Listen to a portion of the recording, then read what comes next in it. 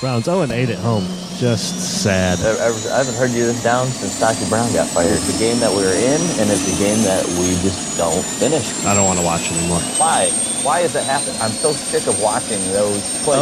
0-16. I definitely do not want to watch it all 22. That's up and down to me. That looks like dysfunction.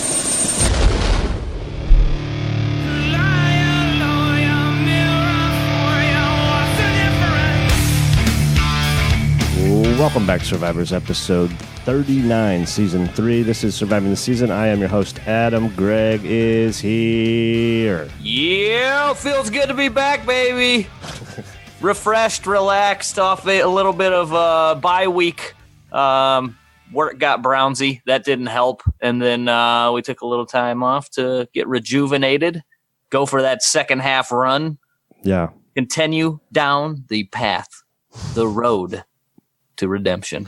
Here we come, baby. Playoffs, baby. Super Bowl this year. So busy right now for everything. We should have done more shows, but whatever. We can only do what we can do. Sorry, you didn't get your free content. Okay.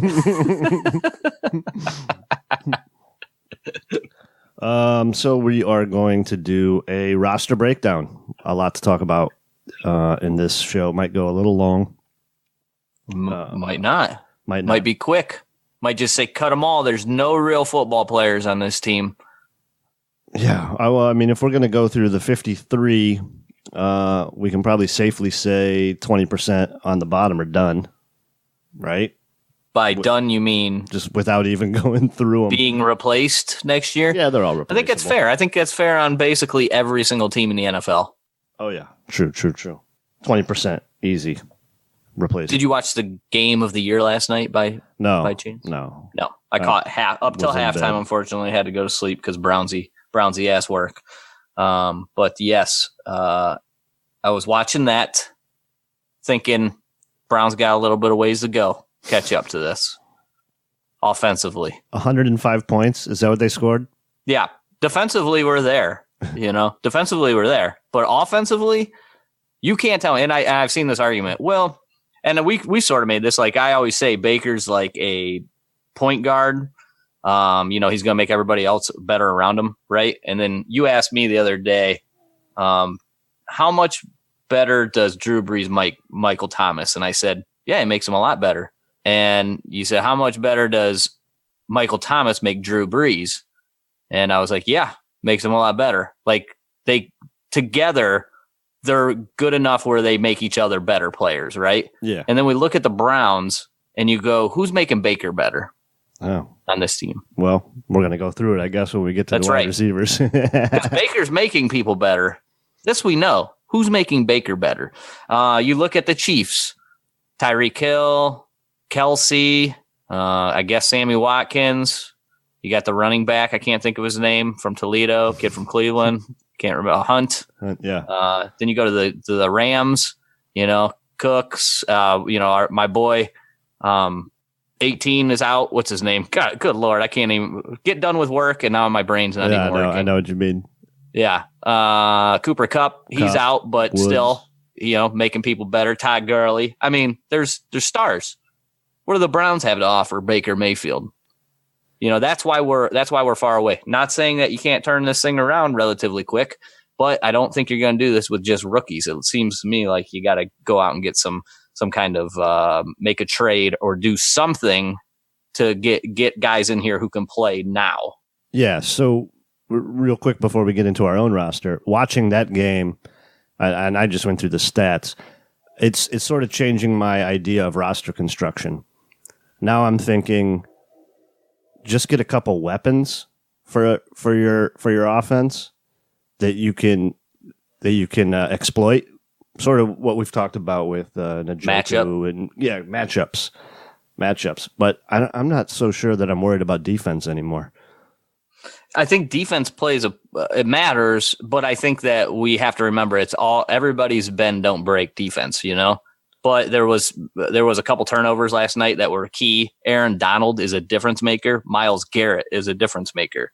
You have to have corners that can cover, hopefully get a turnover, hopefully get an interception or something. So it does matter, but the saying is defense wins championships. I'm telling you right now, that is not the case in the NFL anymore. Offense is winning championships. And just look at last year's Super Bowl. Look at the teams that are going to be competing. If you don't have an elite offense, you're not going to compete. I mean, Jacksonville Jaguars were there last year because they had an elite defense and they were getting by just enough on offense. This year, when the defense is playing poorly or playing worse, they're still above average, but they're playing worse. They can't even win a game because their offense is so inept compared to the other teams. You know what I'm saying? And that's where the Browns are. We have to get better offensively to be a legitimate. Yeah, I mean, we could be out a middle of the road team and go 8-8, but to be because Baker Mayfield's a good quarterback and Nick Chubb, we got decent players, but you don't have great players. You don't have those guys like you said, matchup problems. Yeah, well, this is where the build starts. You got the quarterback in there. We've seen him for I don't know how many games now, and you go, okay, this part's done. 8 now games. Let's fill around him and start, pushing forward to make this team better. That's right. Let's hop right. The thing I worry about is when we talk about rookie wide receivers, people are saying, Browns need to look at a wide receiver in the draft. Yeah, they do. I mean, that's a good idea, but that takes time. Look at the history of wide receivers in the NFL. It's not very often where they come out of the gates immediately. And of course, I mean, people are going to say, oh, Odell Beckham. And yeah, I get it. I know there's these players. There's Randy Mosses and stuff, but it's very hard to get. Usually these guys take time. You have to develop them. It's easier. And maybe if the Browns can catch it, my one thing is if you can get a team that's rebuilding that are willing to give away receivers for a decent price, that might be your chance to go out and actually get bargain deal on a good wide receiver. Yeah, I think too, if the Browns are ready to compete, I think they'll be a little bit more aggressive with free agency, with maybe trading. We'll have to go through those free agent lists, but maybe there's an opportunity to bring someone in that can sort of be a splash hit right away, and then make him the core of the wide receiver room, and then you just put some pieces around him. You did that, Jarvis Landry. So here's the thing that you get with with free agent wide receivers. You get Kenny Britz, and you have to pay him a lot of money. You get guys, Allen Robinson was a guy that they could have had this year. I mean, it's like, yeah, he's a 2. It's just tough to get. Nobody's going to get rid of a number 1 receiver. You got to pay that guy. And I'm not saying the Browns have to have like a Julio Jones, but they have to be more explosive than what they are. That's what we're getting at. Yeah. We'll get to the wide receivers when we get there. Let's start with this roster through whatever we got. So 10 games, right? Yeah. Well, Baker's played 8. I know you said that before. Yeah, so we're going to talk about Baker first. Tyrod's played 2 or 2.5, I guess. Yeah. So I was doing the numbers, right? And I was like, okay, well, let's just say Baker plays at the exact same pace throughout the rest of the season. What are his projected numbers then? And that would put him at 3,472 yards, 23 touchdowns, and 12 interceptions. And when you look at that and you say rookie quarterback, you say that's a successful season for a rookie quarterback. Oh, yeah, agreed. And maybe now the way the ball's being thrown around, what I don't know what Mahomes has, but like 36 or 37 touchdowns, whatever it is at this point. You look at that and you go, well, it's not that, right? But if you put him up against other rookie quarterbacks, like the best rookie quarterback seasons out there, Russell Wilson, 3,100, 18 yards, 26 touchdowns, 10 interceptions. Cam Newton, 4,051 yards, 21 touchdowns, 17 interceptions. RG3, 3,200 yards, 20 touchdowns, 5 interceptions. Big Ben, 2,621 yards, 17 touchdowns, 11 interceptions. These are the best. Like if you look up best rookie seasons of quarterbacks, these are the names you find. Andrew Luck, 4,374 yards, 23 touchdowns, 18 interceptions. See, so they're right. He's right there. He's on pace. Yeah. And that's going with Baker up to this point. And I think what we've seen with Freddie Kitchens over the last couple of weeks is Baker has a chance to actually improve on those numbers. Well, that's the hope that the offense keeps expanding, as you can throw more things at him and then like doing the crazy stuff that they did last week with the 3 running back sets, and Yep. like you can get creative now that you know that the kid can take a drop and find a receiver. Now you can get a little more. We can have a little more fun with it. Yeah. And getting a little deeper into his numbers, one thing that really stuck out was the quick passing game. Baker's been phenomenal in it. If when he's got the ball out of his hands in less than 2.5 seconds, he's 72.1% completion percentage, 8 touchdowns, 3 picks. And then you compare that to when he's holding the ball for longer than 2.5 seconds, 46.4% completion percentage, 5 touchdowns, 4 interceptions. That's pretty significant. Yeah. Drop off there. So it seems to be that quick passing games, and that's what we saw out of Freddie Kitchen so far, is that he's wanting Baker to get that ball out of his hands quickly. Yeah, it makes sense. I think that's sort of what the NFL's trying to do. And if you can throw in a little bit of misdirection that doesn't take forever, right? You get somebody one-on-one, Baker can drop it in there. He's got the accuracy already. It's just now a matter of making it happen.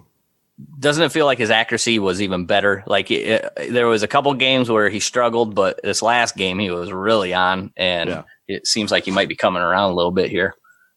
So the other thing that I wanted to look back, because this was considered a good quarterback draft, right? And so let's put him up against the other quarterbacks that were drafted this year. So I told you his stats, he's at 1,984 yards, 13 touchdowns, 7 interceptions right now. Darnold is completing 55% for 1,934 yards, 11 touchdowns, and 14 interceptions.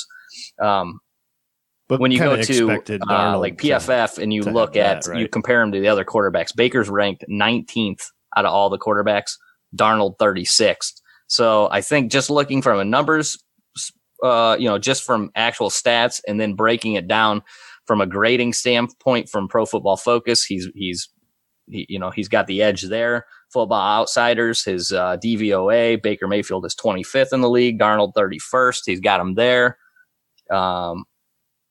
So for what's his name, Colin Cowherd, to be sitting there saying Darnold is having a better season than Baker Mayfield, there's not one number that you can find that supports that. I mean, that's just asinine. And not that we thought, the thing we talked about, Sam Darnold is probably going to struggle his rookie year. He's a very young guy. So will Sam Darnold bounce back next year? Most likely. Yeah. Most likely. Yeah. But do we think Baker's going to take another step forward next year? Definitely. We assume so. Sure. Yeah. So then you look at Rosen. Again, Baker was 19th PFF. Rosen is 31st, and then Josh Allen 35th. Nothing too shocking there. I think Rosen's sort of suffering from being on just a shit team also. Oh, definitely. Darnold is probably on, Mayfield might even be on the best team. Darnold's probably on the second best team. We know Allen is on a terrible team and Rosen's on a terrible team. So just a quick look at that. It's pretty obvious by the numbers. Baker's outperformed everything that we predicted. We thought Baker is the guy who's most NFL ready without question. And that's played out in every single way that you could possibly look at this thing. Sure. All the metrics, all the wins. Yeah. Yeah. Yeah. Agreed. So do you want to move on? So, Baker, when it comes to roster, are you keeping Baker? I guess that's. Yeah. He has a chance to be here for a really long time. Yeah. Now we get to pass the coaching issue. Hopefully we can get a head coach in here, keep building on what we're doing. But Baker's your spot. Baker's your guy right there at the quarterback spot, and there's no reason to even entertain. Yeah. Won't it be nice to not even have to look in the draft this year at quarterbacks? Yeah. Yeah. I keep hearing it's a terrible quarterback draft, but guess what? I have no idea because I haven't spent 1 minute watching any of them. Well, that's going to bring up a portion of this conversation. Tyrod Taylor made $17 million this year. He is an unrestricted free agent. Obviously, he's going to move on. Would you sign Tyrod to be a backup if it was like some kind of cheap deal?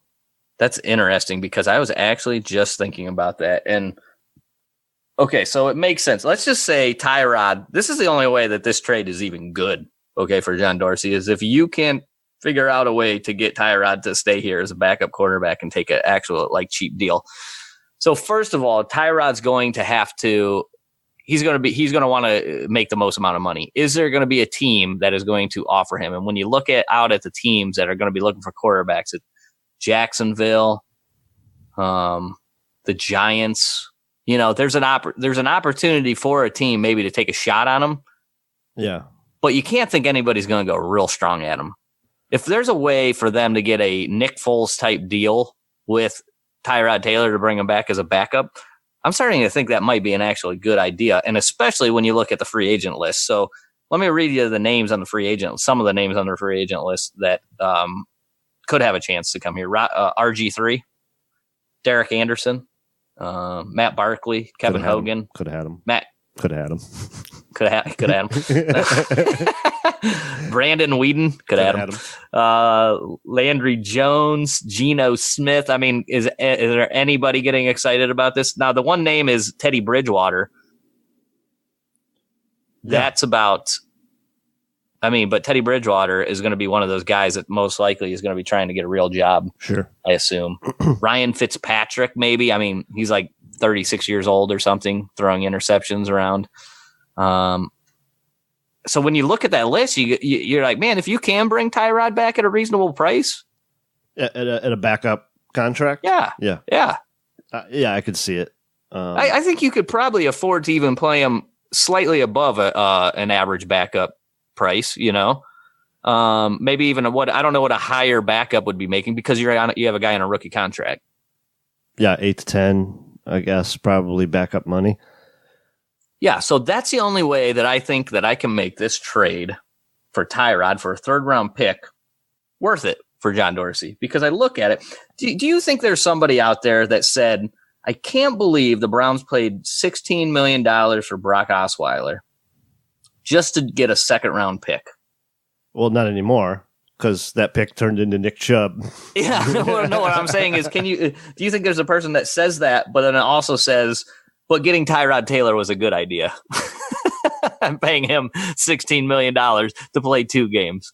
Do you think that person exists? Probably. Yeah, on Twitter for sure. There's somebody on Twitter that's mad. That's still mad about that asshole on Twitter million. Going, no, both of those were fucking terrible. Tyrod was a good idea. Brock was terrible. Yeah, they're still pissed that Jimmy had to spend $16 million on Brock. Yeah, $16 million invisible dollars. That mean nothing to you. Right. You get a free second round pick. I can't believe we did that. Why would we do that? Yeah. So I think there is a chance. So maybe John Dorsey wasn't completely full of shit when he said, "Oh, I'm going to get with Tyrod's agent in October." Maybe he knew Tyrod would be benched already in October. Yeah.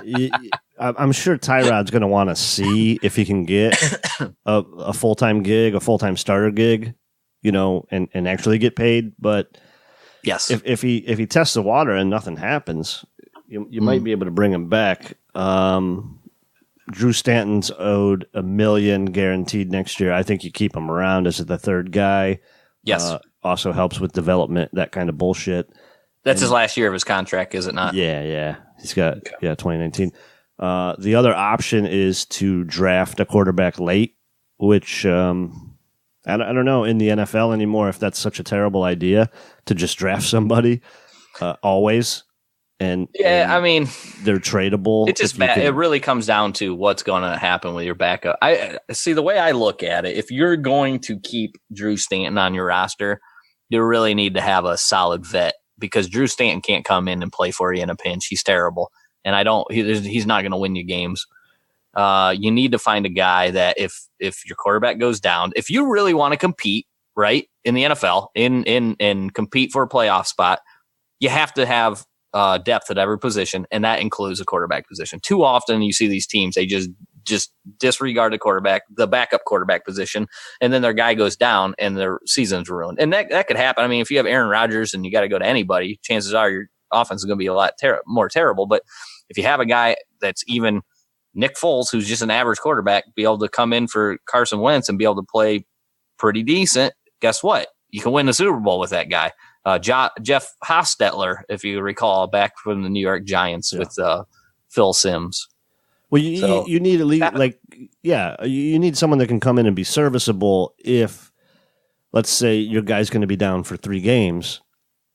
Let's not just have 3 throwaway games. If your starter goes out in game 1 and ACL, knock on wood, you're probably, your season's kind of fucked a little bit. But if he's going to be down for a couple games, well, you want someone that can come in and maybe pick up a win or 2, and then when your starter's back, you can continue on with the season. If you're going to be a competitive team, you do need a backup. I guess I'm just reiterating exactly what you just said. No, but I mean, I think that's it. I think so. I do think there's a chance that Tyrod gets held onto this thing. All right. Let's move on to the running backs. Right now we got 3. Nick Chubb, Duke Johnson. I did not update his contract on our list. And Dontrell Hilliard. And Devontae Mays is on the practice squad out of Utah State, 24-year-old.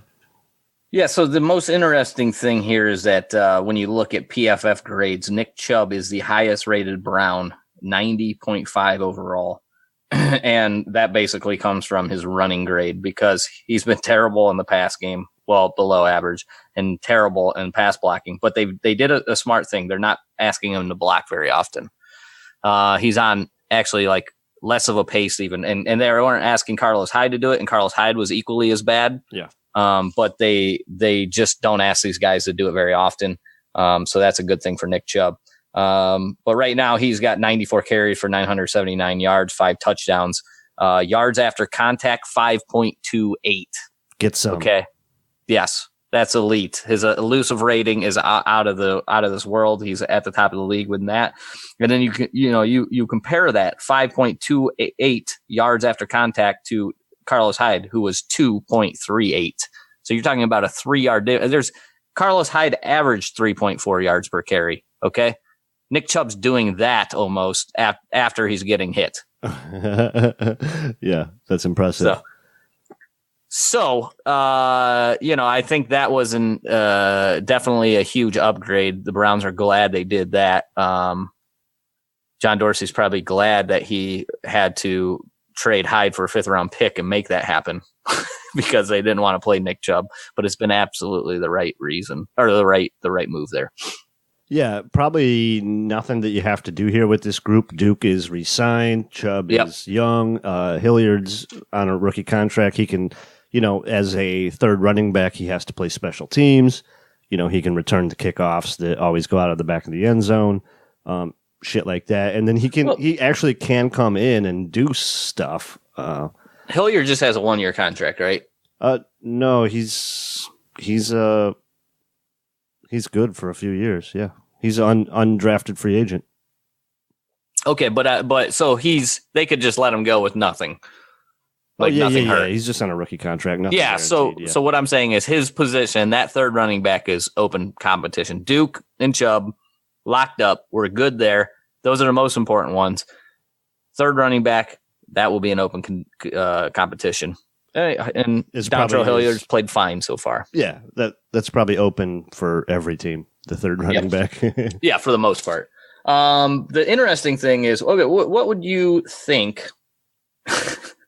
What would you think, Duke Johnson, if you were to play it out? Like, what would be his total yards? First of all, would you want Duke Johnson's total yards from scrimmage in an average year to be? If you look at like Alvin Kamara, you're talking about over 2,000. That's around 2,000. Like the LaDainian Tomlinson. I'm not saying he's on that level, but what are you looking like? I think he's 750. What's that? 750 yards. That's what he's on pace for 707. Okay, that's terrible. And this is total yards. This is receiving and rushing. That's to me that is such a gross. Yeah. I mean, I can't even take how unbelievably underutilized he is. He should be, in my opinion, up to, like 1,200 to 1,400 yards, total yards on average per year. If you're not doing that with Duke Johnson, you're using him wrong. Yeah. You're not getting the most out of your team. He's that good. I mean, he's the only person that's above him in elusive rating is Nick Chubb. Okay, so we got two of the best backs of making people miss and getting more yards after contact, and there he sits, and we're not using the guy correctly, and they have now. So again, Freddie Kitchens did, so he has used them in 2 games. Let's see if that continues. Yeah, they got away with a pretty reasonable deal too. I had it up yesterday. It's $2, $3, $4 million a year average. It grows a little bit at the end, but it's a really, really good deal for the Browns. And you can have Duke here for 3 more years, fairly easy. Yeah, I think it's an excellent deal. Matter of fact, I think you got him at a very cheap price. What are we looking at for like $4 or $5 million, next year and the year after? So yeah, super reasonable. Absolutely. Now just use the guy properly. Yeah, for a dude that can go out and catch passes, that can run the ball when you need to. He can even do short yardage when you need him to once in a while. I mean, he's not like the best short yardage back, but the dude makes people miss. Yeah. And he has the highest Pro Football Focus receiving grade of all the Browns also. So he's getting that done. The only thing that he tends to do is put the ball on the ground a little bit too often. I don't know. I think he lost 1 fumble this year. He may have fumbled another one, but he puts it on the ground a little bit more than what you really want. What's weird about Duke too, because every time he gets tackled, he looks like he's hurt. Never missed a game. He's never missed a game. Has he never missed a game? Is that true? He's never missed a game. Wow. But he always seems hurt.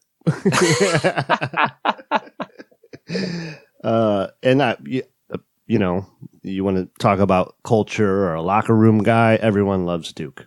Who doesn't love Duke? Everybody loves Duke. So that's why my son's running around in a Duke Johnson shirt, because he's a badass. Establishing culture over there at Greg's house. Establishing culture at the Hare House. That's right. Anything else on the running backs? Move along. Tight end room is full AF right now. We've got 5 tight ends in this group.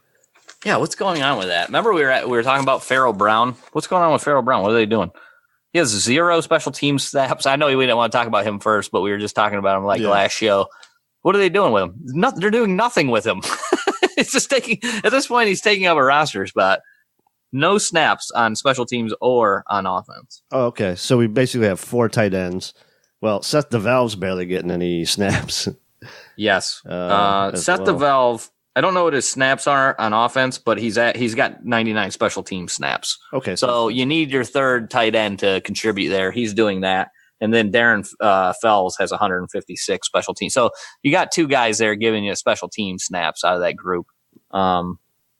Orson Charles is more of a fullback, but if you consider him a tight end, you're getting it from him, 220 special team snaps. So that's the value you get out of that room. You remember the David Njoku tackle in preseason on the punt return? Do you remember that one? And everybody's like, holy cow, he looks like the best gunner that the Browns have ever had. And then, but at the same time, we're like, okay, we have there's been remember Kellen Winslow got hurt on the kickoff on special teams. Yeah. So let's go ahead and not put our star tight end on special teams if we don't have to. Yeah. He's still so young. Njoku we're talking about. Mm-hmm. I mean, he's only going to get better. He's still trying to learn.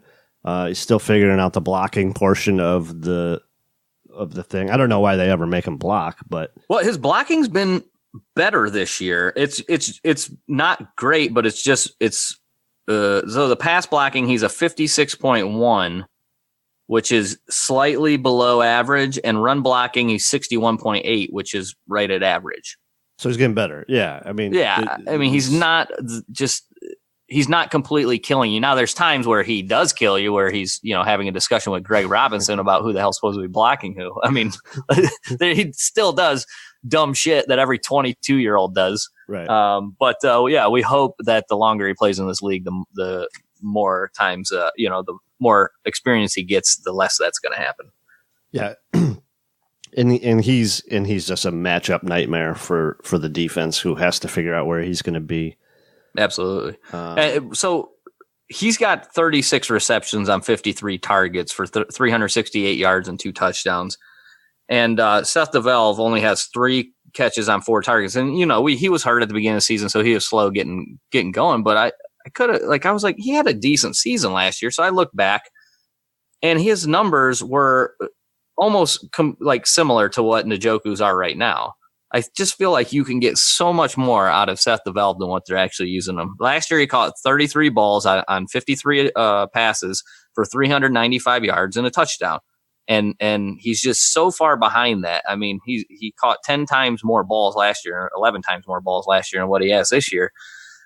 And he still has time, but they just don't seem to be using him as often as I would if I was the Browns. Yeah, especially with just a kind of a backlog of wide receiver issues. Yeah. You would think they'd get him on the field.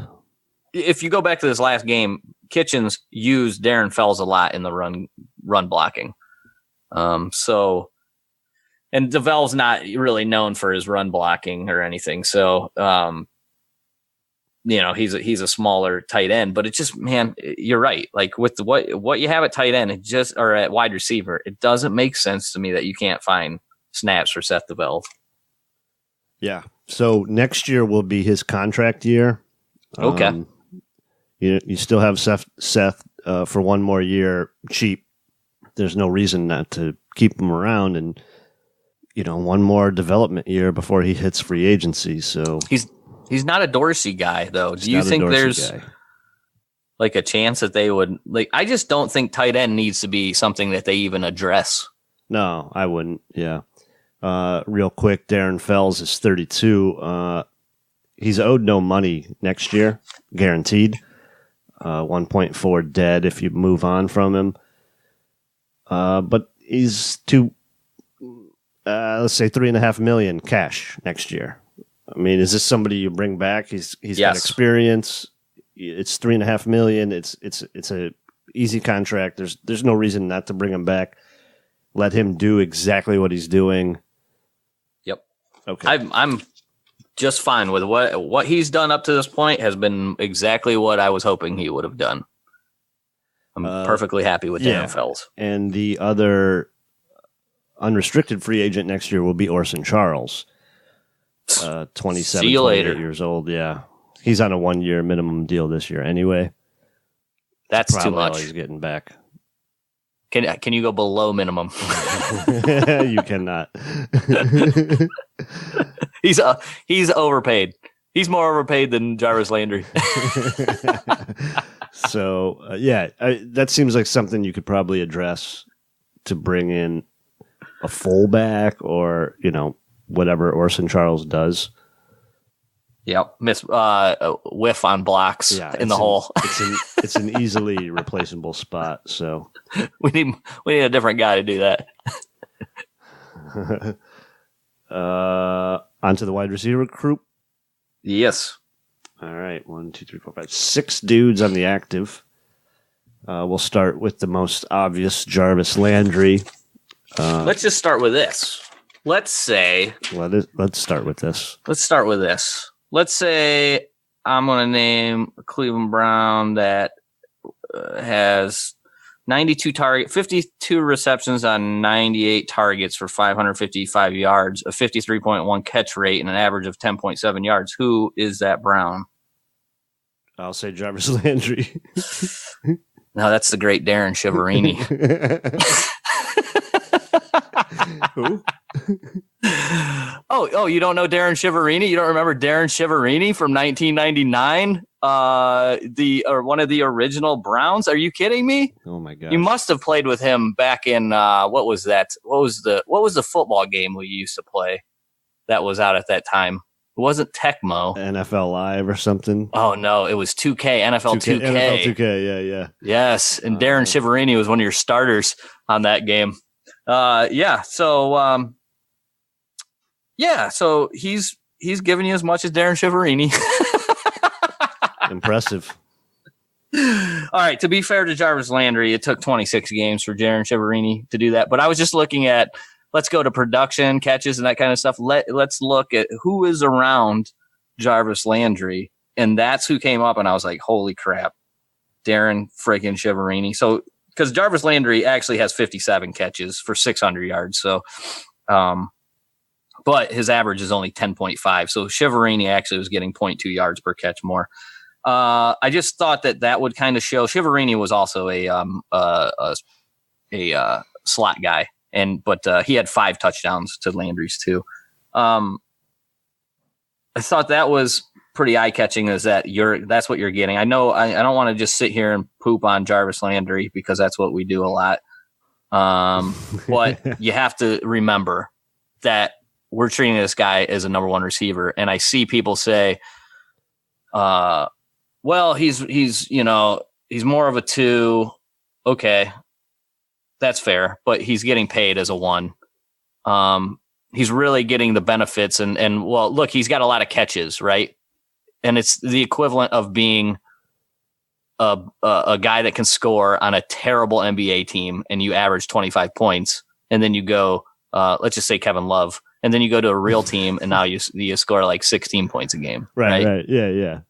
Because now there's actual players around you that can catch the ball. Now, yeah, Jarvis Landry, great. You got 57 catches for 600 yards. He's the best receiver on our team.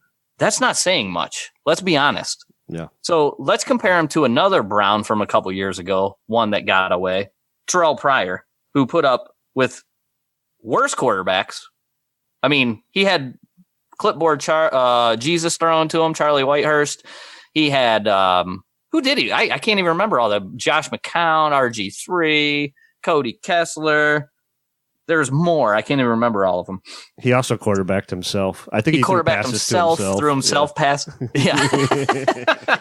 He ended the year with 140 targets for 77 receptions, 1,007 yards, 4 touchdowns, 13.1 yards per reception. Now, if you take Jarvis and project it out, his ending numbers for this year will be 170 targets. 170 targets.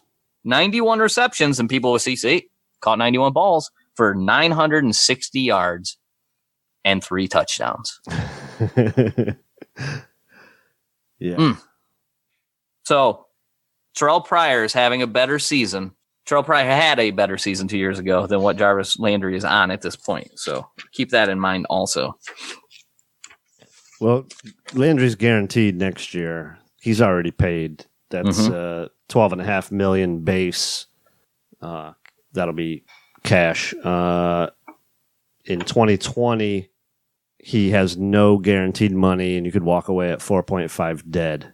I kind of expect if the Browns build the roster properly, Landry's here for 2 years.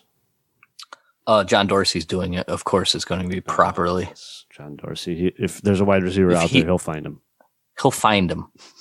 Anyone. What do you want? What are you looking for? We'll get you one. Okay, so let's just quickly look. Let's just see where our wide receiver. I like to do this almost on a weekly basis. Where are our wide receivers ranking? PFF. Jarvis Landry is the 56th ranked wide receiver. Rashard Higgins 84th. Antonio Callaway 96th, and that's out of 106 candidates. It's the guys that are getting at least 20% of the targets on their team. And then when you go to DVOA, Jarvis Landry is 61st out of 65. Rashard Higgins does not have enough targets to qualify, and Antonio Callaway is 59th out of 65. So somehow there's no progression whatsoever. We are continuing to be, even with Baker Mayfield throwing the ball to them, staying down at the bottom of these things. Yeah, we definitely need some weapons here then. Yes. Everybody's on a rookie contract. Let me go through them real quick. Rashard Higgins, next year will be his contract year. Callaway, of course, is a rookie. Damian Ratley's a rookie. Damari Scott, undrafted free agent, rookie. And we do have one free agent coming up next year, Brashad Perriman, who will be unrestricted. Perriman's, he has 5 receptions for 75 yards on 5 targets, or 10 targets. So, there's just not very much there. He's been fine. He hasn't done anything any knucklehead moves or anything. I think he was actually a decent little pickup from Dorsey to add that, try to get somebody to add a little speed to the roster. But when I look at it, that's the number one thing. I mean, we already sort of covered it. What are you going to do? I think you have to be open to a trade. I think obviously you have to look at the draft, but again, it's going to take time in the draft. So free agency is going to be the toughest part. Is there anybody on this free agent list worth a shit? Larry Fitzgerald, he's 1,000 years old. Kelvin Benjamin, he's slower than 1,000-year-old Larry Fitzgerald. Devin Funchess, I mean, that could be the world's slowest wide receiver race right there. Cole Beasley. I mean, do we need any more slot guys? No more slot guys. Let's just be a team of slot guys. Philip Dorsett, who's struggled. Yeah, I mean, this is not a good. Oh my God, Martavis Bryant. It's not a very good list here. So I don't see a lot there. I mean, there's always players that get cut, but then again, I mean, if you're getting cut, it's usually for a reason.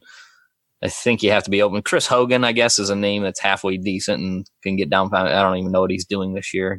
Dante Moncrief. I mean, he's had injury problems. There's just nothing sticking out to me. Yeah, that you're going to be excited about there. Yeah, unfortunately, we lost Ricardo Lewis at the beginning of the year, who actually may have been hurt at the end of 2017. I forgot about him. Yeah, he will also be back on his rookie contract for one more year as well.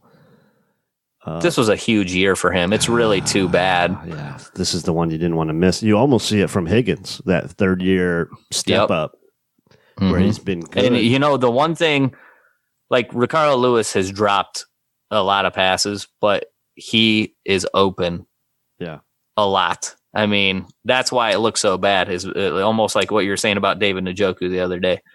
I mean, it's too bad because he's got all kinds of athletic ability. It's just his hands are not there, and now you have this injury. It's going to be I think it's going to be tough for Ricardo Lewis to make the roster next year. Yeah, it's a big setback. One practice squad guy, Blake Jackson, he is an undrafted free agent from this year.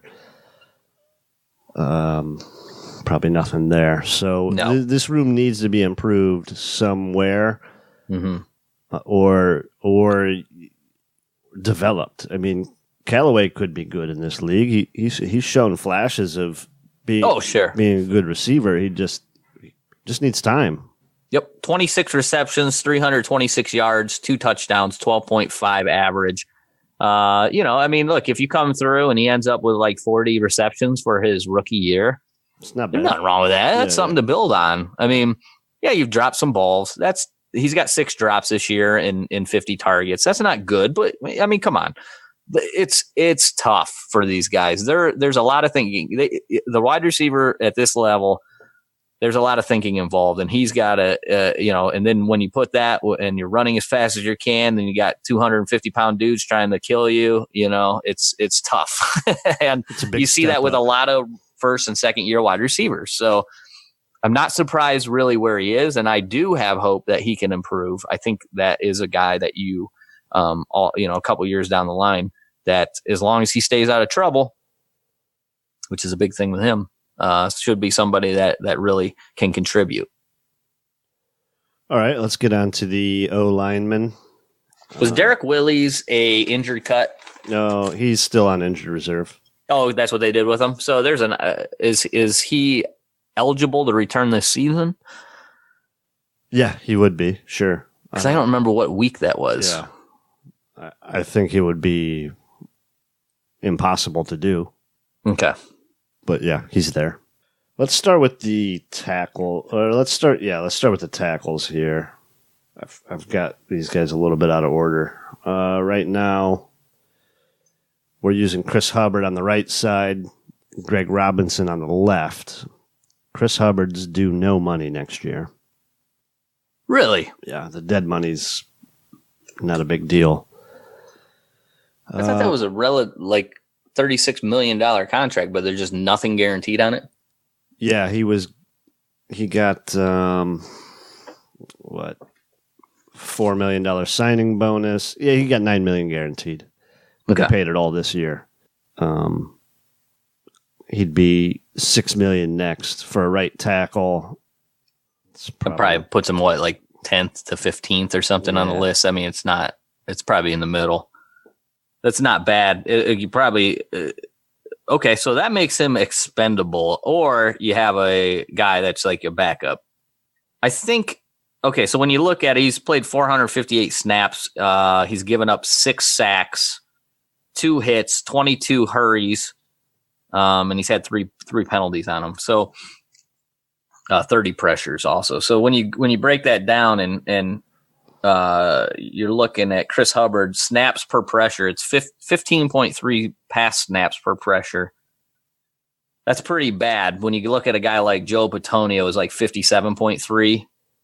And Zeitler is the same thing, 57.3. So, I mean, you're talking about he's letting pressure, what's that, 4 times, almost 4 times as much as what your guards are. That's tough pill to swallow. I don't think he's the worst player in the world, but I don't think he's good. Right. I think he's just an average guy that you would more like to have as a backup. PFF has him as 62.3 overall, 71 pass blocking, a 47 run blocking. So they're saying he's been above average pass blocking, but his run blocking has been terrible. And that's probably due to his slight build. I mean, we talked about that when we got him, 285 pounds. I mean, this guy, when I watched him on tape, he got pushed back often, and we're seeing that. And you know, like, again, he's a decent player, but I don't know how long he is for this roster. It might have been a guy that Todd Haley was, spoke up. Hey, this is a guy, we're in a pinch. We need to add a right tackle. Bring Chris Hubbard in. I've used him. He can play. Right. Give him pay him this year. Yeah. Yeah. Right. Sure. Makes sense. The left side's even more confusing because right now you're using Greg Robinson, who's on a 1-year deal. He will be a unrestricted free agent at the end of this year. And you have Desmond Harrison, the undrafted free agent rookie, who sort of lost his job after sort of getting pushed around a little bit, maybe a little undersized himself. Greg Robinson is oversized, Desmond Harrison undersized. Yeah. Okay, so Desmond Harrison's played 383 snaps to Greg Robinson's 775, but they're almost identical in their grading. And then the way I wanted to look at it is, okay, well, because it seems like Greg Robinson's been playing better than Desmond Harrison. Does it not to you? Okay, so if you look from just pure pass blocking and you want to break down snaps per pressure, Desmond Harrison is at 12. That's even lower. That's worse than what Chris Hubbard's at. But Greg Robinson's at 12.5. So not much better. No, he's just as bad. He's just as bad in that aspect. But I think the difference is we don't see we don't see Greg Robinson getting pushed back into Baker like we saw with Desmond Harrison so often. Yeah. I think they're equally bad. And Greg Robinson might somehow actually make a little bit of money based upon this performance. But when you break it down and look at the numbers, I mean, he's given up 1 sack, 5 hurries. I mean, he's on, Desmond Harrison's only given up 2 snaps and 5 times the amount of snaps. So I don't know, man. The difference is Desmond Harrison has 11 penalties on the year. Yeah. We need to do something on the left side, whether it's maybe you can bring in a free agent. Ooh. Maybe you can, I don't know. I mean, we don't have 17 draft picks in the first 2 rounds this year where you're going to get a starter type guy. Right now we're picking somewhere around 10. Is a left tackle what you want to take at 10, and then you might have a project there? Yeah, I'm looking at I mean, there's no big names that really stick out, but I don't think you necessarily have to have like this huge name. You just need a guy just to do a decent job, Yeah. I mean, I wouldn't be mad. If there's a tackle there that they absolutely love, that is like the next Joe Thomas, go for it. I know some people will say, Joe Thomas never won any games. But, I mean, we got to protect Baker here at all costs. Yeah. And when you look at, like I said, with the pressure and whatnot, the pressure is not coming up the middle. Even JC Tretter's 45 snaps per pressure. So you got 57, 57, 45. That's your middle. And then your outside, the tackles are 12 snaps, 15.3. So your pressure's coming from the outside. You have to figure out a way to get that right. I expect there to be some sort of work done with the tackles, right and left. Oh, for sure. Yeah. It's pretty obvious, right? Tackles and wide receivers is your offensive issues. Yeah. Yeah, if you want to move inside, only Hiram would think differently. And I'm not saying he does. I don't want him to argue with me. I'm just joking. But you have to be that senile that blind to not be able to see that. Yeah. Let's move inside. We'll start with our center, JC Tretter. Has been playing a little bit hurt this year. He's owed $5 million next year. None of that's guaranteed. That will be his contract year. You also have Austin Corbett that you just drafted in the second round. That could play probably guard, center, maybe even move left guard. Maybe try the Bitonio thing, playing tackle. I don't know. How much is he? Tretter? JC Tretter, yeah. $5 million next year. That's not bad. Yeah. And he's played well. So he's the Pro Football Focus 9th ranked center. He's making like the 16th ranked money. So he's doing his job. 84 pass block and 67 run block. 67 run block is actually really high for the run block number. Data is low this year. So that's at the top of the list. So then who's Corbett going to play for? Because I know we're talking about Tretter here, but Zeitler is playing as good as any guard in the league. He's the 11th ranked guard, 91 pass blocking grade. He's only given up 5 hurries and 8 pressures in 458 snaps. That's really impressive. Yeah. He gave two. The reason why it sticks out, like where people go, well, has Zeitler really been that good? Is because on those 5 hurries, 2 of them turn into sacks. And then you go, oh, that was Zeitler. And they stick out, because they turn into sacks. Well, you don't recognize the hurries as much as you see the sack because you're like, damn it, that just cost us a possession or something. Yeah. So, but when you look at it overall, just an overall grade, he's the number 1 guard in the league pass blocking. And his run blocking grade is up there really high too. Well, then he's only owed $10 million next year. He got $10 million this year. He's owed $10 million next, $10 million in 2020, and $12 million in 2021. I mean, at $10 million, if he's established himself as one of the top right guards in the league, why give him the money? Exactly. I mean, you have the money to spend, and then the other one you're paying is Joel Bitonio. And who's been just as good. He's a 24th ranked guard, but he hasn't given up any sacks, no hits, but he's given up 3 more hurries. So again, like he's right there with Zeitler. He's every bit as good, and who knows how much that it kind of set Bitonio back by moving him to left tackle and back to left guard. It was a whole thing with him. And then in a pinch, you can move him out to left tackle. You can slide Corbett in there. Yeah. I just don't. I mean, I know they want to figure out a way to get Corbett in there because Dorsey's going to say that's my guy. But why would you mess with the interior line? Well, even if you kept Tretter through next year and then you worked Corbett into that spot, that works as well. I mean, you can't have a top of the second round pick sit 2 years in a row. I mean, you might have to right now. You got one of the better interior offensive lines in the league. When you're throwing out those numbers. What would the other general managers say?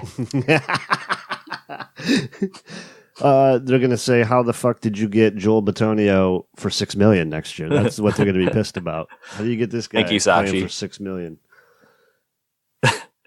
Thank you, Sashi. Yeah. Zeitler is going to be playing for 10 on the right, and Bitonio is playing for 6 on the left, and then you can get Bitonio for 3 more years after that at 8.5. I mean, this is a lovely contract. Yeah, I mean, so it's pretty obvious. Like tackle is a major problem, and this interior is really good. And so I just don't know. I mean, Corbett's played 11 snaps in 5 games this year, and that's fine. I know people are upset about that, but if you maybe they didn't think Treader was going, he was going to be as good as what I think this is Treader's best season. Yeah. He's been better this year than what he was last year. Maybe that's what they were thinking. And then if Treader's going to play and he's only that well and he's only $5 million, I just don't know how you take him out of the lineup and then insert a guy who hasn't even played there before when you are saying that you're in this playoff push next year and you think you're competing. Why would you mess with, don't fix something that's not broken? Yeah, I agree. The work needs to be done on the outside of that offensive line. We have two guys in the practice squad. I believe they both play tackle. Kyle Kalis from Michigan and Brad Seaton out of Villanova. Yeah, I mean, if we want to know something about them, we got to call Pete because I don't know shit about them. Yeah, they're on the practice squad. Who are these guys? They're Cleveland Browns. Anything else on that side of the ball? No, we can move along. Defense. Interior defensive linemen. Couple free agents coming up. Larry Ogunjobi is spectacular. He is young. He's here for a while. Brian Price, the other interior guy, he's got a couple years left. He does? What's his contract? He's good through 2020, so next year would be his contract year. Coley is an exclusive rights free agent at the end of this year. You can give him minimum money to play next. That's perfect for a guy, to fill in. And Carl Davis is an unrestricted free agent after this year. Yeah, so now it's interesting when you look at them from a grading standpoint from Pro Football Focus, because we know Ogunjobi's got the job done in the pressure department. 29 pressures, that's 6 sacks, 7 hits, 16 hurries. That's really good from an interior lineman. So he's getting it done there in the pass rush, but his run grade isn't as good. His overall isn't as good. He's a 61 overall this year by Pro Football Focus, which puts him at 122 ranked out of 177. I'm not sure what it is that they just don't like from him this much or this year that he's down the list. Maybe he's just, I don't know what it is, because it seems to me when I watch him, he's doing good things. The only other guy that has enough snaps to even rank in that, and that's Trevin Coley. He's 169 out of 177. So he's played 419 snaps. And that's what I was going to say about Ogunjobi, 648 snaps. That might be part of, he's a big boy. When you're 300 pounds, you look around the league, that is not normal to play that much, to play that high percentage of a snap. And it's got to be over 80% of the snaps. It's crazy. I think they might just be played. What's that? It's crazy the amount of snaps they played early. Yes, until this past week, it seemed like where they rotated in a couple different groups, not wholesale changes either. They were kind of working them in a little bit. I think it just works so much better for our defense. Yeah, and you've probably noticed Brian Price getting a lot more snaps, and he's made a couple plays. He hasn't been too bad. So he's got 92 snaps, and he just got here a couple of weeks ago. So they found a way to get him some snaps. He's graded average. Trevon Coley is lower. Like I said, he's 47.9 overall down there. But he's got 1 sack, 6 hurries on a year. Just nowhere near the production of Larry Ogunjobi. So that's the one position everybody's talked about that is going to be upgraded. That interior defensive lineman. Yeah. Maybe this is a good year in the draft, so they're going to be looking at that. I don't even know what's available. Interesting note on Brian Price. He's a 2016 undrafted free agent out of Green Bay. So I think some of this front office was familiar with him. Okay. Yeah, I didn't know he had. I thought he was just on, like, this would have been the last. He would just have 1 year here. I didn't know they had him for multiple years. That's interesting to me. A couple practice squad guys, Devereaux Lawrence out of Auburn. I think they cut him. Oh, is he cut now? Oh, maybe he's on the practice squad. Okay. Practice squad, yeah. Okay. He could have been cut and then picked up back on the practice squad. And then Daniel Ekwale out of Washington State. He was an undrafted free agent. Started on the 90-man roster and made it to the practice squad.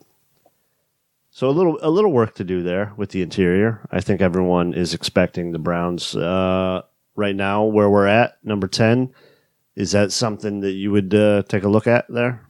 Yeah, I mean, there's a number of names up there. I've watched some of them, but I have not gone through the list. I imagine that's going to be something talked about. Really, you want to be able to, if the best player is going to also fit one of your biggest needs, then you just go ahead and take it. But I feel like a lot of times you can find defensive tackles all over the draft. I don't think you necessarily have to take them high, but if you're going to get a guy though that's going to create pressure, that's a different thing. It's just tough to find. Those guys are just not normal. He has to be good against the run, and he has to be a pass rusher. Otherwise, I'm getting a weapon. I'm getting somebody that can score. Exactly, because I mean, there's one Aaron Donald in the league. Right. There's nobody like that guy. It is everybody. So you gotta get the next Aaron Donald. You can't. I'm just telling you, it doesn't exist. It's not out there. And people say Ed Oliver or the dude from Alabama, the dude from Clemson. I mean, there's guys from all over the place here that are showing up. Like Mississippi State. I can't even remember where all these dudes are from, but. Everybody's got some defensive tackle that's showing up, a kid from Miami, and then like, oh, how good are they? They're not Aaron Rodgers or Aaron. They're not Aaron Donald. That much we know. Right. Yeah, exactly. All right, we can move on to the edge. Myles Garrett, our prized edge defender. Oh, I mean, it's super prized. I mean, they use him up like 672 snaps. He's using Myles Garrett like he'll never have another Myles Garrett, which he won't. Greg Williams will not. He's just he's I don't know. You wonder, is it Myles just not wanting to come out and saying I'm staying in here, or what is it? Yeah. I don't think you can get him off the field. Yeah, that might be it. He is the 14th ranked edge defender in the NFL. Second year, he's got 10 sacks on the year. He's actually got 9 sacks if you go by like NFL stat, like if you go to like normal stats, but Pro Football Focus doesn't do half sacks. They just give you a full sack if you're involved in it. So 9 sacks, let's go with that. 38 total pressures, 11 hits, 17 hurries, 3 batted passes, 23 run stops. He's a 82.2 overall. I mean, he's just dominated. Best player on the defense, hands down. Best player on the team at this point. People argue Baker Mayfield, but Myles is the best player on this team. Just straight up stud, absolute home run pick. Everything that we hoped he was. Yeah, nothing really you can say bad about the guy. True. What about the other side, Emmanuel Ogbah? Disappointing. Had some struggles. What's he looking like this year?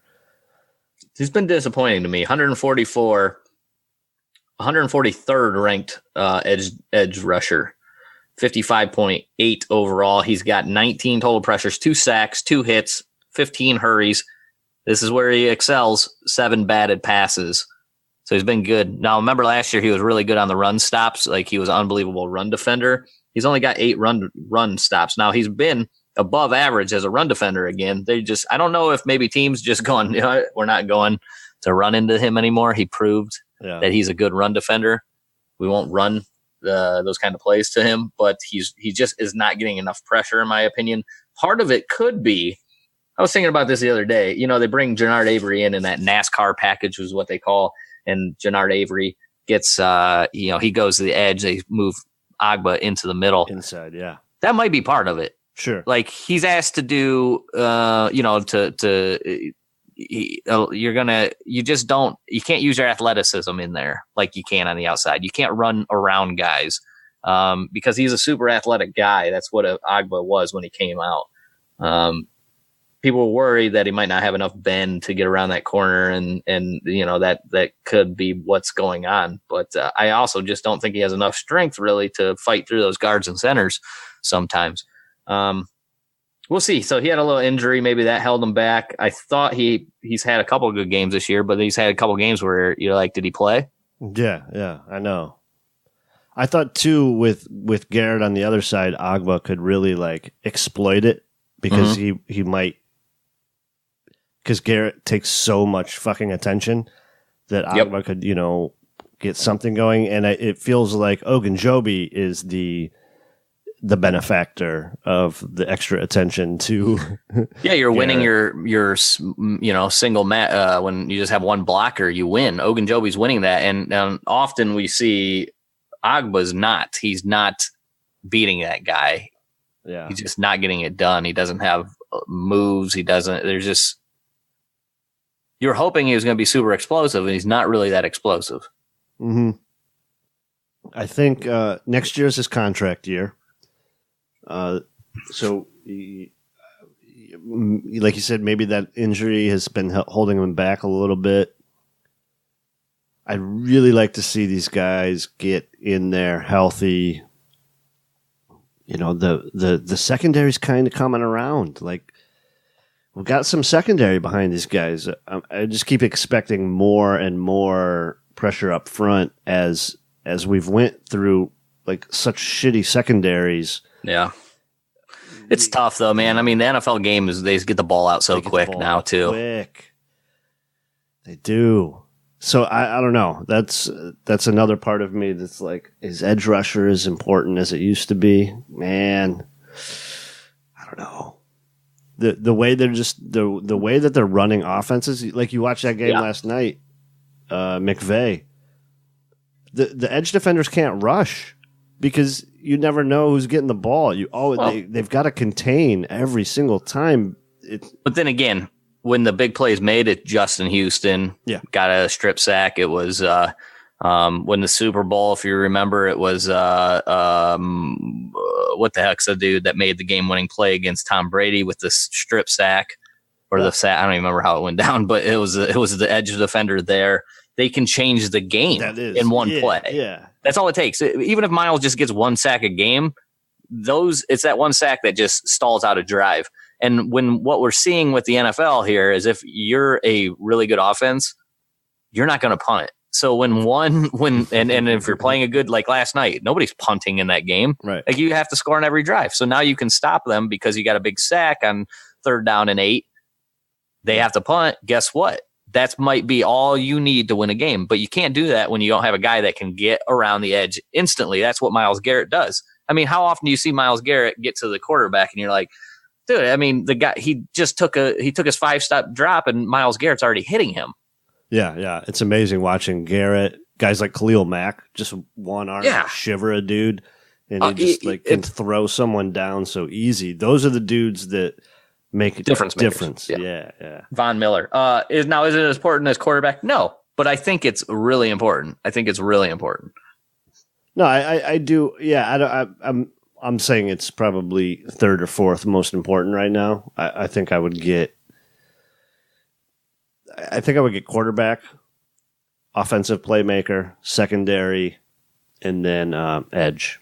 Okay. I think I would put edge. That's fair. 4th now, where I might have moved edge a little higher before. I just think that there's not, unless you're a really good team on the back end,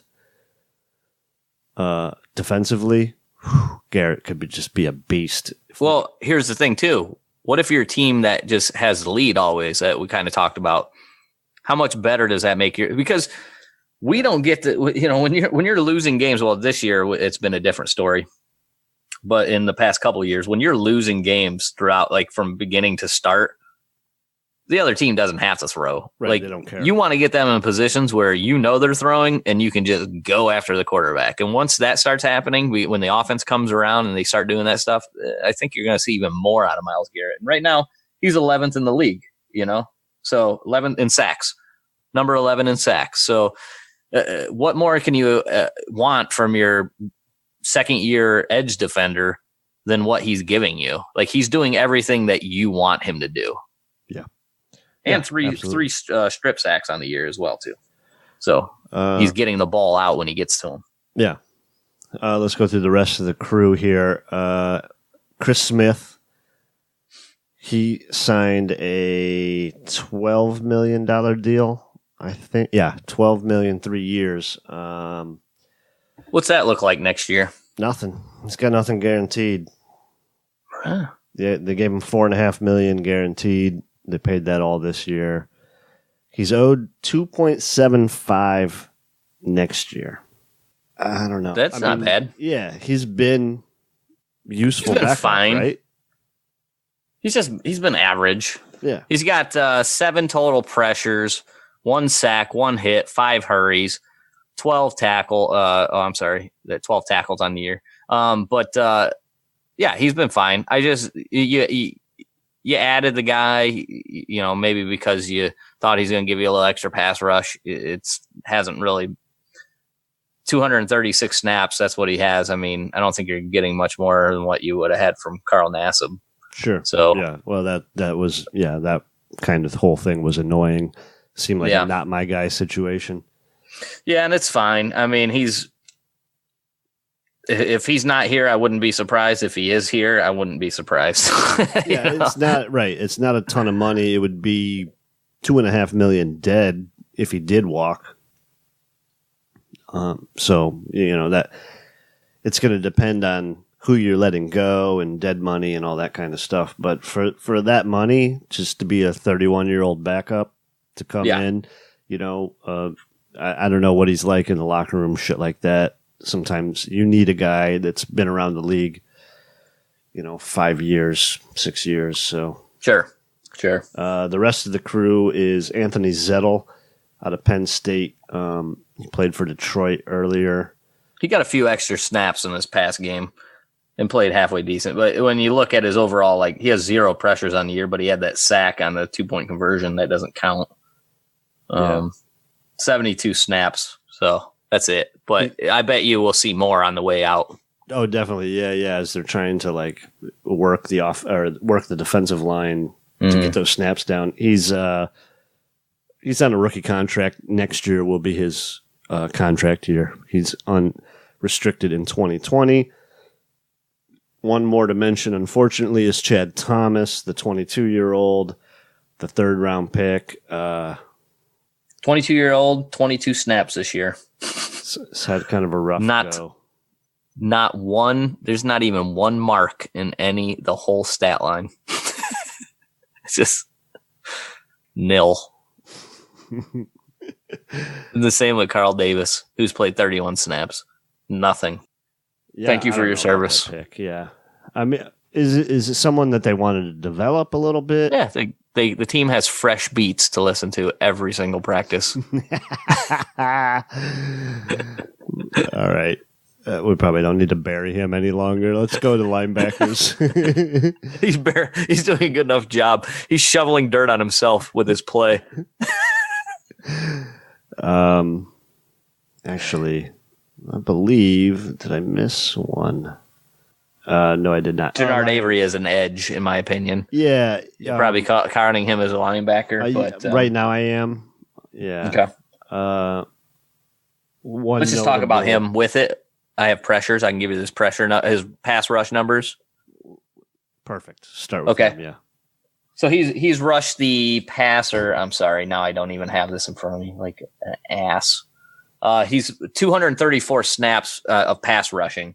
And he's got 23 total pressures, 3 sacks, 6 hits, 14 hurries, 1 batted pass. So, him, if you combine him with Agba, you got a pretty good second rusher. Yeah.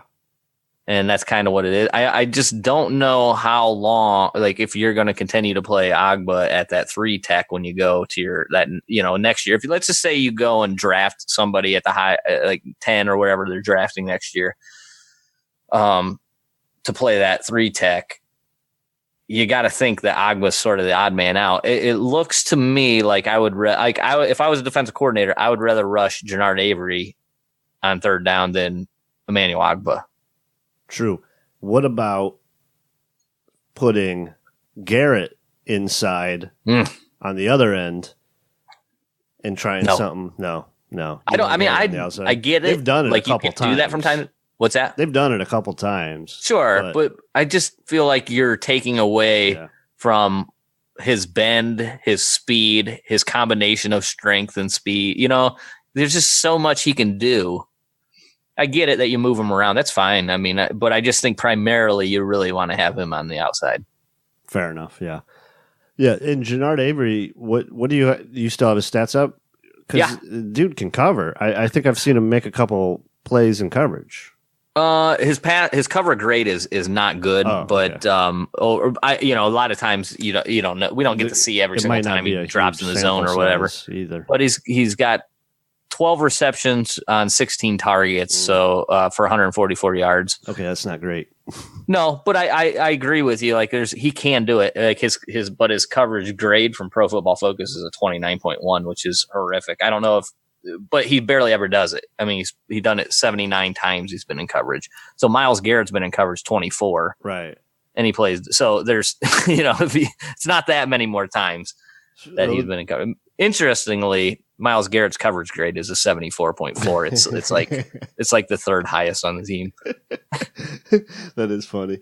Yeah, you just got some different looks there. That's what was so great about that Avery pick, and I think why everyone's really excited about it is he can do a couple different things. Yep. You can move him around a little bit.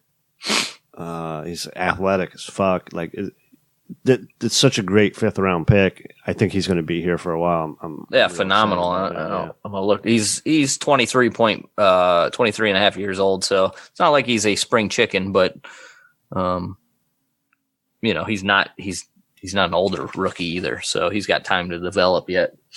Yeah. Let's hit the vets here. Schobert's been playing in the middle.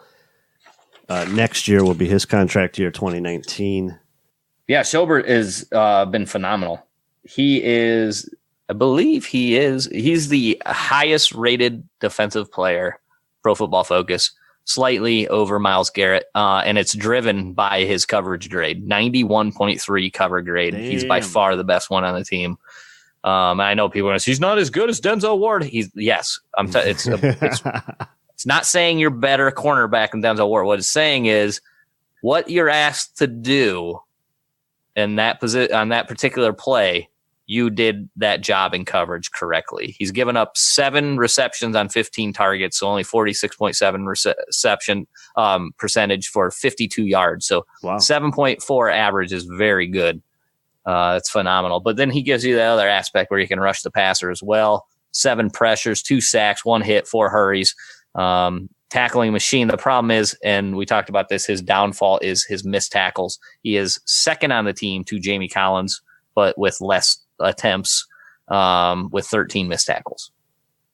Yeah, that's interesting too, because he sort of didn't play that spot before. At Wisconsin, he was sort of an edge rusher, right? Yes, but he's all like just super athletic. Like the things, like it's not for that. What he's being asked to do. It's like, how well do you move? I mean, that's what coverage really is, right? Being able to stick on your guy. I know there's more to it than that, but it's about being able to be a super athletic guy to stay in the hip pocket of your guy. And then after that, now it's all right, recognition, instinct, that kind of thing. And the more you see it, the better you get. I think you remember the first time we saw Joe Schobert play middle linebacker was in that preseason game. And what was the guy? Tank Carter was in front of him. He started the game, and Schobert comes in like the second quarter or second half, and instantly it was like, okay, that's our middle linebacker. It didn't take long. You recognize it right away. This kid's all over the field. And, he was decent last year when his first year doing it, but I think he's taken a big step this year, and he's been a lot better. When he was out, the defense missed him very badly. We struggled when he wasn't there. Speaking of Jamie Collins, we'll move on to him next. Okay. You're owing him $10.5 million cash next year. You can walk away at the end of this year, 2.5 dead. So the thing with Jamie Collins is he's actually been better this year than what he was last year, in my opinion. He got hurt last year, or even the year before. So he missed half the season, but he wasn't particularly good I don't remember what week that was against Detroit, but it might have been like 6 or 7. but he wasn't good before that. And he's been halfway decent, but there's things he still does. And I know you hate this, is when he overruns the run. Yeah. Over pursuing. That drives you nuts. His tackling has not been great. 14 missed tackles. He had the lack of effort. And then you look at his coverage. He's given up 32 receptions on 37 targets, 86.5 reception percentage for a 10.2 yard reception, yards per reception, 325 yards. That's rough. And that's where we go, oh, okay, well, Jamie Collins, he's the kind of guy that can do a little bit of everything and rush to the passer, and he's fine there. He's got 2 sacks on the year. He can do that, but he hasn't been very good in coverage. And I think that's just so important now. I mean, you see him, we struggle when him and Kirksey are in there. We can't cover a tight end. We struggle with screens and that kind of thing. I think that's what you really want out of your linebacker. I think it's more important to have a guy be able to cover than it is any other aspect from a linebacker right now. Yeah, I mean, this contract's set up for basically to be out this year. I mean, that's how they wrote the contract. This was a 2-year contract. I don't. What do you How much does he do? 10 and a half cash. What would you say if you were going to set odds? What are the odds that Jamie Collins is retained to what the difference of him being let go? I give him a 20% chance to be back next year. I would say that's fair. So it's at it's 5-1. Yeah, 5-1 that he's. I think if they feel like they can get an upgrade there, or they can put a young kid in there and get the same amount of usefulness, they're not going to pay 10 and a half cash to somebody that might be passed, So you got to think of that contract comes off the books. They got a lot of more money to spend. It's I don't know, man. Let's just say you can't, there's just nothing out there. You can't replace it. When do they have to make the decision by? Is that first of the year? No, it's nothing's no. I mean, he's got a roster bonus and a workout bonus. They could give him $500,000 to show up to camp and cut him. Okay. So after you can make it all the way to the season and you still can cut them and you're not on the hook. Yeah. Nothing's guaranteed. Beautiful. Yeah. Keep them around then. Yeah, there's things you can do if you want to. I don't know. Well, I guess we'll see as the year goes on. We still got some games left. We're going to move on to one of your sore spots here. Uh-oh. Christian Kirksey. He's hurt. It's like, it's like kicking a guy when he's down. Yeah, he's on the IR. He's probably done for the year. For life. He's guaranteed $7 million next year. He's coming back. Oh, really? Yeah. Kirksey's out is after next year. Okay, so wow, that I didn't even know that. I was just assuming we're getting rid of him. So if you go from what you see, it's not good, and then when you just go to like Pro Football Focus breakdown, it's even worse. 46.1 is their overall grade for him. 48 against the run, 43 tackling, 49 against in the pass rush, 49 cut. There's nothing he does good. There's nothing he does adequate. But he locker room guy. He's a rah guy. All right. What was his thing? What was the thing that he said? Put down your why. Right? Write your why. Tell us what was it? Isn't that what he did in Hard Knocks? Yeah, something like that. What is your why? That's what John Dorsey has to do. Why would you bring Christian Kirksey back? Because you owe him $7 million, and if you let him go, you've got. You think he wrote that down? And it's sticking on his bed, and he has to look at it every morning. I owe Christian Kirksey $7 million. Yeah, 10.6 dead cap. That's what it says on his. Yeah, Kirksey, 10.6. What is your why to return? Because I have to. We're paying them. We already owe them. Does that change your mind about Collins, knowing that you basically are bringing Kirksey back? Yes. I mean, we're screwed. I'm still putting Collins at a 20%, but I could probably drop it a little. Just knowing, like, okay, we got to bring back Kirksey. I mean, they don't have to. You could throw away some dead cap. You could try to move him, but yeah, like no one's taking that contract. All right, so he has this is why. You remember the thing, Christian Kirksey was supposed to be this great, like, oh, he's going to be a great coverage guy. He's given up 28 receptions on 36 passes. That's 78%, 372 yards, 13.3 average. I mean, you just throw to whoever is covering him, whoever he's covering, and you're averaging 13 yards. Jesus. Yeah. Terrible. Well, you're okay. If you just go by attempts, you're averaging over 10. It's just if you attempt a pass his way, chances are you're going to get more than 10 yards. That's rough. Yeah, maybe we could. I don't know. I don't know what to do there. Unfortunately, you might be stuck with him. Yep. Let's go through the rest of the crew here. Ray Armstrong, has he done anything this year? He's unrestricted free agent. 0 defensive snaps, but he did. I don't have this written down, but yeah, he's played on special teams. Okay. He was a late addition. He'll be unrestricted. Tanner Vallejo, 23-year-old, 6th-round pick out of Buffalo last year. 42 snaps in 3 games for Ray. I'm sorry. So Tanner Vallejo, that's on special teams, by the way, for Ray. Yeah. Tanner Vallejo's gotten 80 snaps. He just hasn't been very good. Doesn't tackle well. Run defense. I know he's all over the place. People are like, "Hey, it's a white guy," so that gets some people excited. you know how that is. But he hasn't been good tackling. He's 5 receptions on 6 targets for 74 yards. That's even worse than if that was a continue than Christian Kirksey. Right. I mean, he was brought in to play special teams. 198 snaps on special teams. That's what he was brought in to do, and he's having to play in a pinch. So. It's fine. If you can keep him around for special teams, you're going to keep him around. He's on a rookie contract. That's the kind of dudes you pay to play special teams. Sure. He hasn't graded very well in special teams, but he's played it. At some point, that's enough.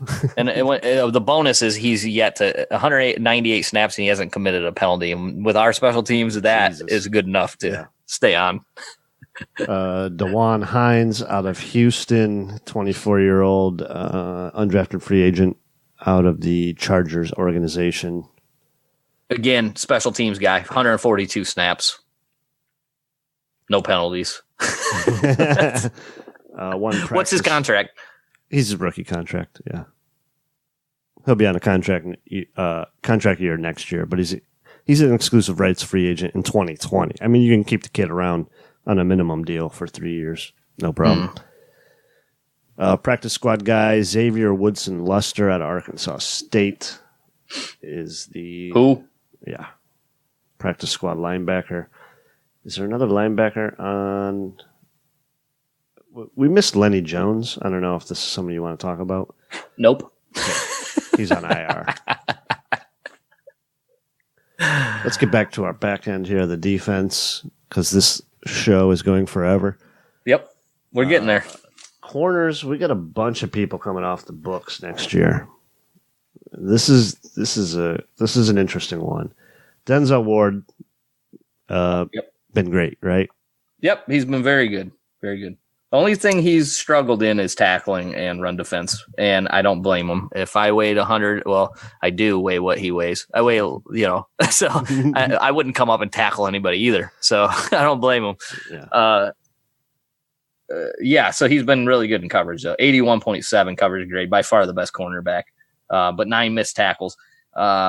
67 attempts thrown on him, 37 were completed, 55.2, 391 yards, giving up 4 touchdowns. Those are good numbers. He's got it done. It's can you do better? Yes, but it's been for a rookie, definitely played up to his number 4 pick. Awesome. TJ Carey out of OU, he's owed $2 million for next year. And if you keep him where he's supposed to be playing in the slot, he's fine. We've talked about this a million times. Don't play him on the outside. Pro Football Focus has him above average grade this year. Really similar numbers in the coverage to what to what Denzel Ward has. He's just been giving up a higher completion percentage. So, but when it comes to completions and yards, it's really similar. So I think it's just, you don't just want to make sure that you're not putting him on an island. He's not athletic. But he can be physical. He can play the bigger receiver. We saw he did a good job against Julio when he was asked to. $2 million, I'd pay him. No problem. No, $8 million cash. $8 million, I'm paying you. Why not? I mean, what's you're going to have to go and find, right? Because you're going to bring up EJ Gaines next and Terrence Mitchell, and I don't know if either one of them are. EJ Gaines for sure is gone. What's up with Terrence Mitchell? EJ Gaines is a unrestricted free agent. Yep. And he's got 2 concussions this year. Yeah. He might be done. Yeah. I'm not saying he's done, but what I'm saying is you can't pay him a lot of money, and it's going to be really tough. He's in a tough spot. He's on a contract year and then coming off of 2 concussions where it's, people are looking at that and going, okay, you have another concussion or 2. That could be the end of it. Yeah. Terrence Mitchell, you owe him $3 million cash in 2019, $3 million cash in 2020. Cakewalk. How much is it? $3 million? Yeah. Yeah, absolutely. But I still think he's been fine. Like, he did a good job, but I mean, you telling me you can't find better than Terrence Mitchell, honestly? No, I mean, at $3 million a year. Yeah, that's nice. A backup guy. Yeah. Absolutely. But I agree with you. Even if he's just a backup, like he's definitely worth it. But I wouldn't be going, hey, we got Terrence Mitchell, so we're good there. I think they need to try to find another outside corner. Definitely. Yeah, for sure. Something you'd look at there, again, bringing up the draft right around that 10 Absolutely. Area. I don't think you really want to go that high if you don't like. I don't think it's that. It just depends. I mean, let's say you're sitting at 10 and you get a player that you just think is a can't miss guy, and he happens to play cornerback, and he's the best player on your board. Yeah, you have 2 of the best corners, that you can, back to back years that can shut down receivers, and then you have guys that can rush the passer. Yeah, I mean, I'm all for that. I have no problem with that. I agree. It just depends, it's so hard without knowing exactly the way the things are going to fall yet. Yeah. Unrestricted free agent Philip Gaines out of Rice. He'll be unrestricted at the end of this year. Justin Burris will be an exclusive rights free agent. He was a 4th round pick in 2016 out of the Jets organization. Yeah. Nothing exciting there. Yeah. I put BBC in the corners just for this list. He's a restricted free agent at the end of this year. We've talked about the restricted free agent rules about 50 times. Yeah, I would just tender him the smallest tender. Yeah. Which I don't know what it was last year, but it bumps up every year slightly, right? It's $1.5 million, million, 1.75, something like that. A team can sign him as a free agent. The Browns can match, or they can let him walk. Yep, and I would do that. I mean, he's just a backup, but you can play slot, play free safety. Why would you get rid of the guy? Right. He hasn't been as good this year as he was last year, though. Let's be honest. So, 26 receptions on 33 passes. That's 78.8%. 358 yards, 13.8. So he struggled in pass coverage when he was so good last year. That is one of the metrics, though, when you listen to the guys talk about it, that is up and down. It's not from year to year where you have similar numbers. It really fluctuates, and that might be part of it. Let's see what BBC comes back next year. If he can, put together a season like he did last year instead of, what he's got going this year. Yeah. He's had a tough year so far. Well, probably also flipping from corner, playing basically slot corner only, right? Last year to now playing like free safety, playing corner, playing. Yeah, but I think he's been better at free safety. He was he was really good in the slot last year, and he struggled there, but he really didn't have a lot of opportunity. His one opportunity was against Juju Smith-Schuster, and he got roasted. Yeah, sort of lost his spot. Juju's been roasting everybody. True. Okay, so that takes care of the corners. Let's move back to the safeties. Demarius. Oh, real quick, before we go, I want to on the corners. I was just looking up. I was like, so I don't know if you saw today, Jamar Taylor got cut by Arizona. He was a corner last year, and for good reason. I don't know what I always said, like, hey, if you're gonna have this guy, he needs to play in the slot. He's not good on the outside. I don't know what I've not watched one game to go back and go, what were they doing with Jamar Taylor? I just don't care. If you look at Pro Football Focus, his overall grade was terrible. But the other guy they let go, Jason McCourty, he would, again, grading really well. When you look at the stats, he's doing a nice job, 82.7 overall. And you think this guy was only due like $1.5 million or like $3 million, like not a lot of money. Yeah. And they just gave him up for a 7th round pick. And you think now that EJ Gaines is out, now that Terrence Mitchell's out, like Jason McCourty might have been able to beat out both of those guys in the first place. He probably would have, and he would have been a little bit better looking on the other side of Denzel Ward, most likely. And you wonder, when you go back, there was those comments from Dorsey talking about not having real players that got Jason McCourty. Do you remember this? Yeah. He got pissed about that, and he said, there's far more talent on this team than an 0-16 team. I'm tired of hearing so many people say, even within the organization, is we don't have the guys or we need more guys. How about we work with the guys we do have and find ways to win games? And then he's cut, or he's given up for a 7th round pick. Now, is that a shot at Dorsey for his remarks? Is that a shot at Hugh for his constant remarks? Is that a shot at Haslam when Haslam came out and said Sashi didn't do a good job of acquiring good players?